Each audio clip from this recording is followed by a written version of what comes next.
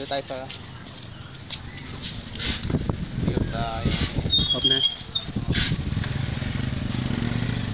Welcome to my channel mga kaibigan, at may nagpagawa sa atin ng isang air cooler, at ang pinagagawa sa atin dito ng ating customer ay yung kanyang submersible pump. Bali papalitan natin ito kasi hindi siya gumagana, at ang trabaho nga pala nitong pump na ito ay siya yung nagpapakyat doon sa tubig para maibuga ng pan, at syempre para lumamig siya yung hangin. So ito yung submersible pump mga kaibigan.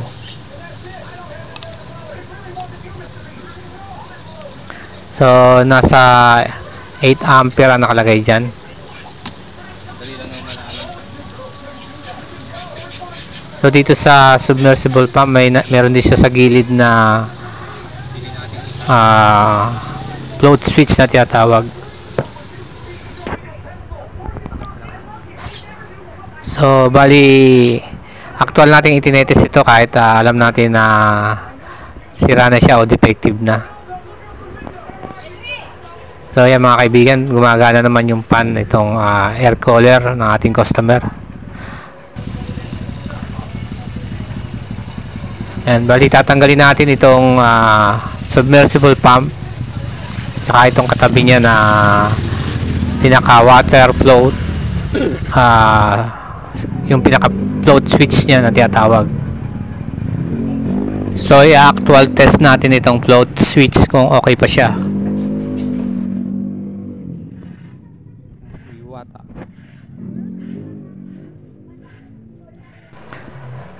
So madali lang nang palitan kung tutuusin ito mga kaibigan. Susundan mo lang yung linya kasi may switch yan dyan. Bali nakakonect siya sa rotary switch ng pinaka-pan niya o yung pan motor doon sa speed na 1, 2, 3. So ikakat lang natin yan, tapos yung isang linya niyan bali dumaan siya doon sa switch, sa pinaka-switch. So ito yung float switch na tinatawag. So pag may tubig lang siya, madalas magkakaroon ng contact or gumagana.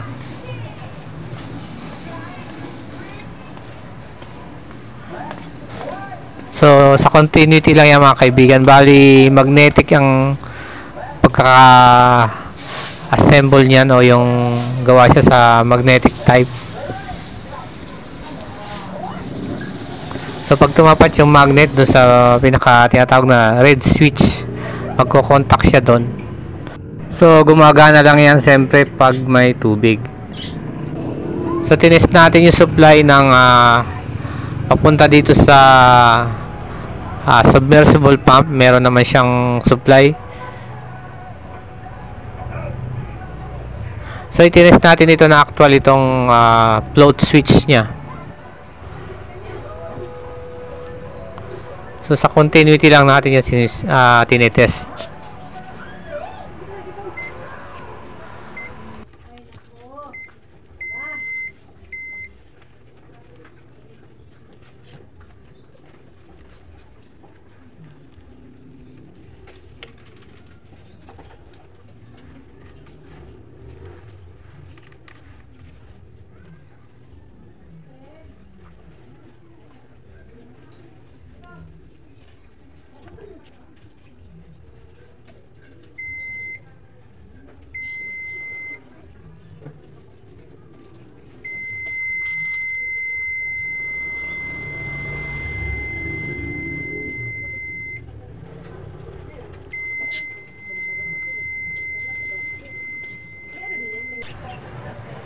Ito naman mga kaibigan yung pinabili natin sa may-ari na submersible pump. So i-test muna natin bago natin ilagay o ipalit dito sa air cooler.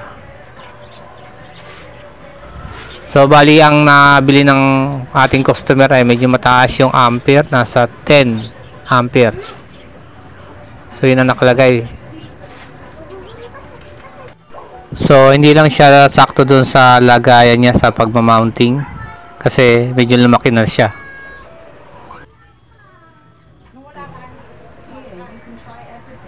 So na-test natin, okay naman yung pump niya. Ice cream and bathroom ice cream. Sit back and relax and enjoy endless ice cream. Welcome home of ice cream. Here you can try everything. So ikakabit lang natin ito doon sa mismong air cooler natin. So nailagay na natin yung linya. Pipix lang natin yan. So bali dalawang linya lang naman yan mga kaibigan. 220 yung supply. So doon natin ilalagay yung linya ng submersible pump. Bali kinat lang naman siya ng float switch. So yun lang ang connection niya mga kaibigan. Madali lang siyang sundan kung tutuusin.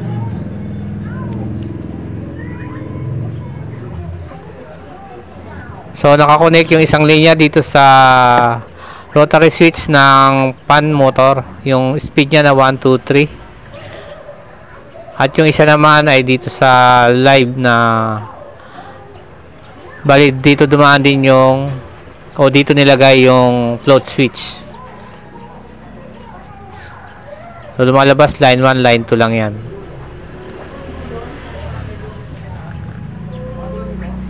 So kailangan basahin mo lang yung supply syempre. 220 lang naman ang supply niya mga kaibigan. So 220 yung supply ng submersible pump at kinat lang siya ng float switch. So ganun lang yung sistema niya mga kaibigan.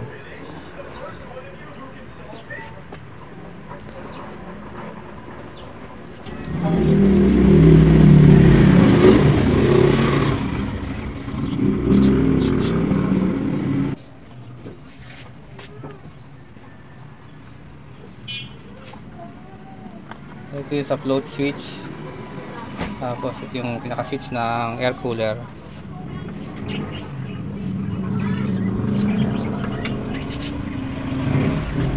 Madali lang naman sundan. So kung wala kayong float switch o nasira talaga yung float switch, pwede naman hindi gumamit nyan. So may nagagawa tayong mga ganitong air cooler walang float switch. So kung bibili ka naman ng float switch, yung pinaka-sensor niya, makakabili naman nun. Pwede mag-DIY. Ayan, kaibigan na. Kaibigan.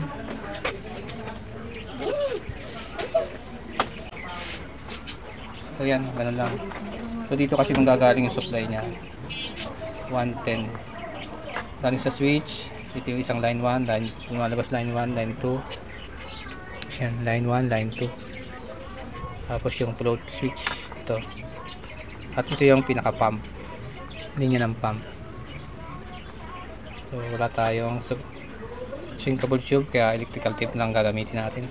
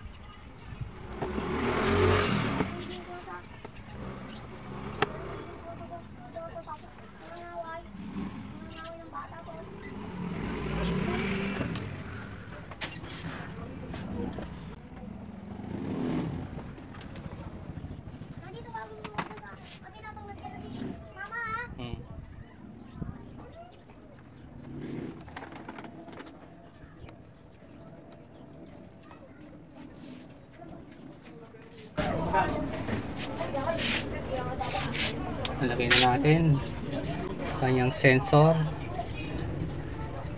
yung kanyang float switch, saka yung pump, submersible pump.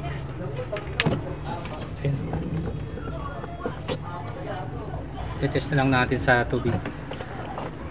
Test mo lang.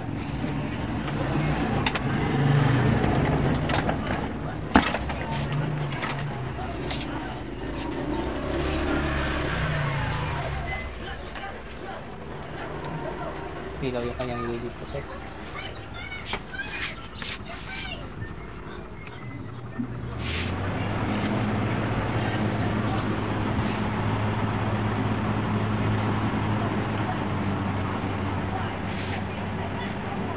UV light, may UV light siya. UV light, swing.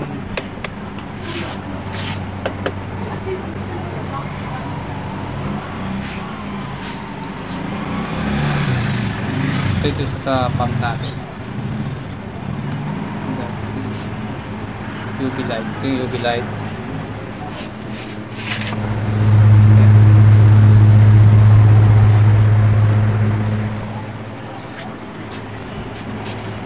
Dito natin ilagay sa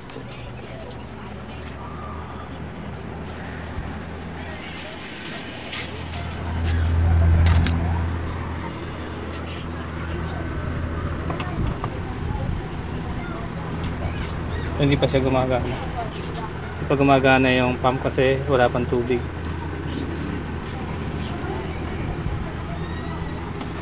Subukan natin iangat. Yan, gumana. Yan. Kung mapapansin yan, gumagalaw.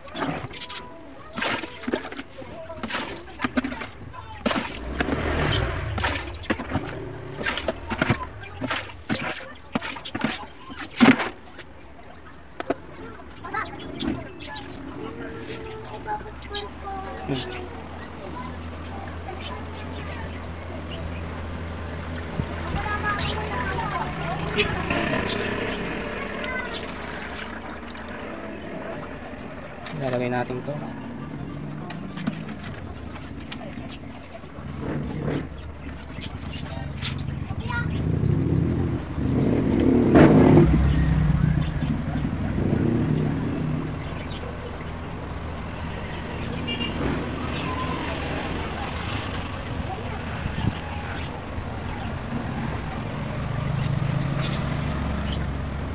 Ito ako sa mga kaibigan.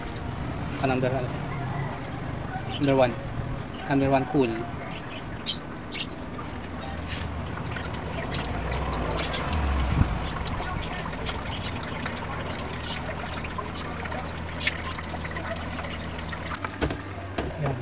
Oh, be. Testing lang natin yung ating ginawang air cooler, mga kaibigan.